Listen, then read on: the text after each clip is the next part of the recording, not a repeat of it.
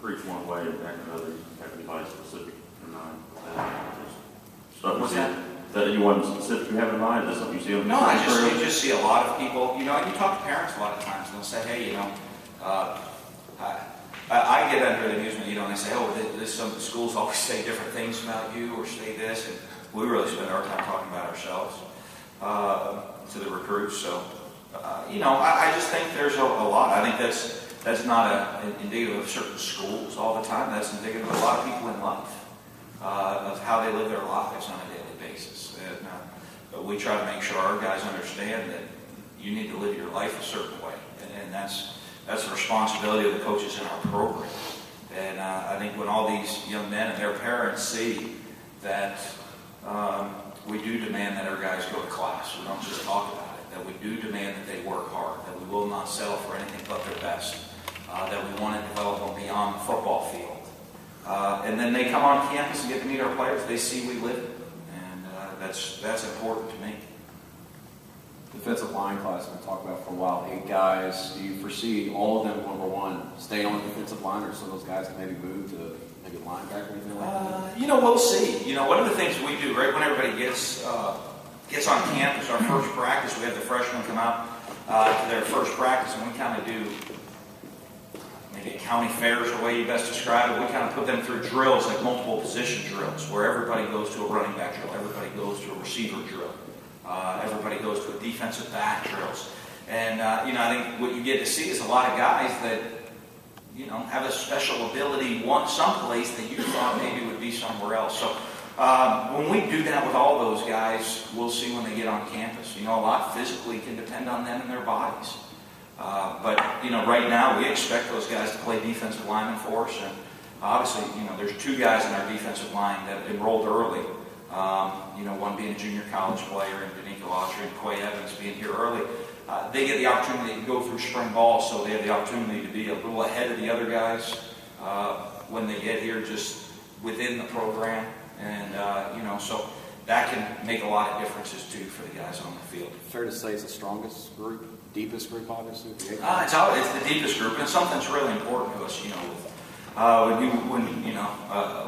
we have players that are leaving early to go to the NFL right now. That's a good problem to have. It means we have some really good football players, and we're doing a great job developing. And with our coaches, with Fletcher leaving early, it's going to open up more opportunities for guys to step in and play right away on that defensive line. And I'm pleased, and I can go through every guy individually, or you guys. If I can just talk about each guy, this would be the first one. Real simple question. No, we're excited about that group. I think that group as a whole is probably the strength of this class. Coach, you also signed a lot of versatile defensive backs. One, Will Redmond, who has mentioned he could play on both sides of the ball and be that kind of player for you. Talk about him and those other defensive backs. Well, one of the things you want to see, and Will's a great example, when you turn on high school film or you go watch them play, you shouldn't take you real long to ask who you're there to see and play in the Southeastern Conference. And Will's one of those players, you turn on the film, he's going to jump off immediately. And does so all over the field, whether it be a quarterback, receiver, running back, safety, corner, everywhere on the field. And, I think he's a guy that has the physicality to play safety, the athletic ability to play corner, and the skill set to move over to the offensive side of the ball. So really excited with him. But, a lot of players, I do like when we recruit a player that he is really the do-everything guy on their team. That's a guy that I know then their coach trusts. Their coach looks to lead their team. Their coach wants to put the ball in their hand with the game on the line, even if it's a defensive player. And those are guys that I like to have in the program because those guys are winners. Comment on Cole Carter, the kid from Caledonia. He's got the size and he's got that big bushy hairdo. It seems like he's pretty and a beard and all that stuff. Cole's a good kid. Cole coming from a very small high school in Caledonia, and he has big shoes, I guess, to live up to. The last guy to come from Caledonia over here had a pretty successful career, Derek Sherrod. But Cole's a guy that played a lot of tight end and plays basketball, moves around a lot in high school. And you just can see in his physique as he grows and completely fills out his body. We expect him to play on the offensive line for us as a very athletic guy. He's also a tremendous student in school and a great young man from a great family. And the old saying, you want to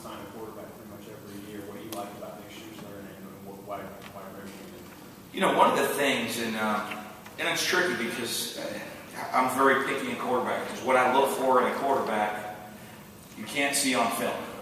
And, that's always the hardest thing that you evaluate these guys. And, go look at the NFL and see there's a lot of guys that probably weren't 5 stars coming out of high school that still play in the NFL. And it's because they've kind of an it factor about it. And when you get to Nick, and the first thing everyone at his high school described him as was the ultimate winner. He's going to do whatever it takes to win. And as a coach, that's what you want in the quarterback.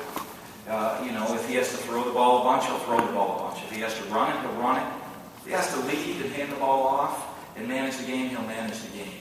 And that is what you want. And when you get to the high school and they're talking about him winning, they're talking about him as a leader.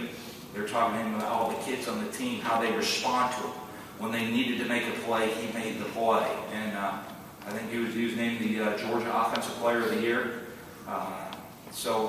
He has all of those characteristics about him. And physically reminds me of a guy that, I coached a long time ago, Alex Smith, who was a guy that didn't put up huge stats, led his team to state championships, was a little bit tall and skinny as a younger guy, and then decided to fill out his body. And, I see a lot of the similar characteristics in Nick. And signing Cole, you kind of keep the tradition going with signing small town Mississippi kids like John Banks and some of the others. I think a lot of people know your philosophy, but just kind of talk about his recruitment in Caledonia and later on. Well, and it's, not just Cole, but a lot of the guys on our team. And I think that's a tribute to our coaches. I think, it's pretty easy to kind of wait and see how many stars someone gets or who they've all been offered to go out and start recruiting guys. But our guys do a great job getting out. A lot of our guys were the first offer they've had.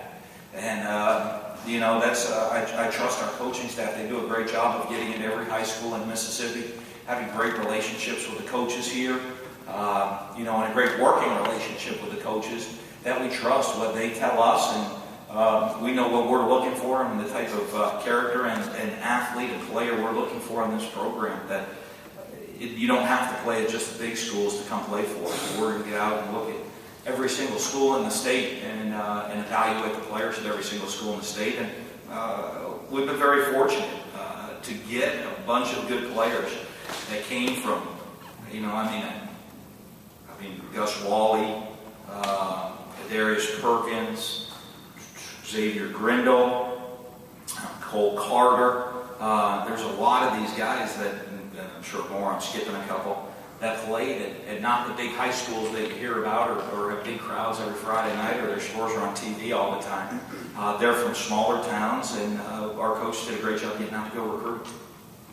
Then, two-part question. First, how important do you think and Richie Brown today for those linebackers? And also, who do you see maybe having a real good shot getting on the field next year? I know Richie told the press down there he thinks he's got a shot to play as a true freshman. Yeah, that was huge for us on signing day. Obviously, you want to close well. Both of those two young men handled their recruiting fantastic.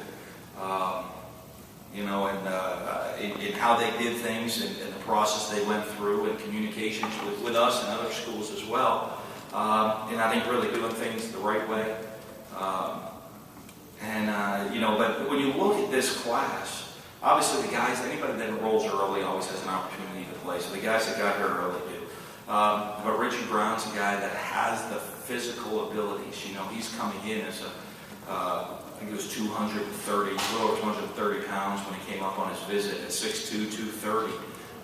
He has some physical stature already to him that will give him the opportunity to get on the field the right way. And I guess if you look at some other guys,